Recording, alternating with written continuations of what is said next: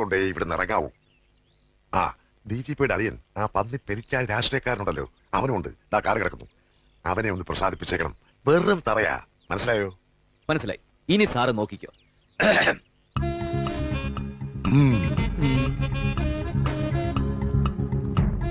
ആ ഇരിക്കടോ എടുക്കളെ. സഞ്ജീവൻ ഇരിക്കെ. എഴുന്നേൽക്ക്. എന്താ കുട്ടി കാട്ടണേ?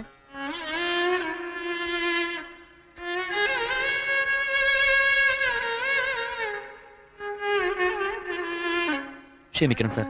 DIG പറഞ്ഞപ്പോഴാണ് അങ്ങയുടെ മഹത്വം എനിക്ക് കൂടുതൽ ബോധ്യമായത്. അങ്ങ് ആദർശധീരനായ ഒരു രാഷ്ട്രീയക്കാരനാണ്. അങ്ങയുടെ അനന്തരങ്ങളോട് ഞാൻ തെറ്റ് ചെയ്തു പോയി സാർ.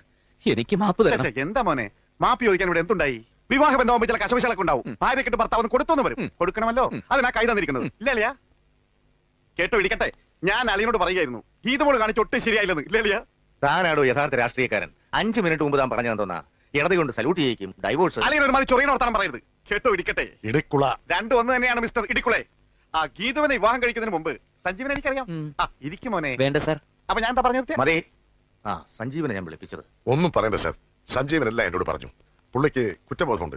സാറിനെയും അങ്കിളിനെയും ഒറ്റയ്ക്ക് ഫേസ് ചെയ്യാൻ ഒരു മടി. അതുകൊണ്ടാണ് ഞാൻ കൂടെ പോകുന്നത്. ഗീതുവിന്റെ ഫ്രണ്ട്സിനോട് ഇൻഡിഫറന്റ് ആയിട്ട് എനിക്ക് എന്തൊക്കെയോ പറയേണ്ടി വന്നു. തെറ്റായി പോയിന്നറിയാം. ഗീതുവിന്റെ സ്ഥാനത്ത് മറ്റാരായിരുന്നാലും പോട്ടെ. ഇനി ഒന്നും ആവർത്തിക്കില്ല അങ്കിൾ.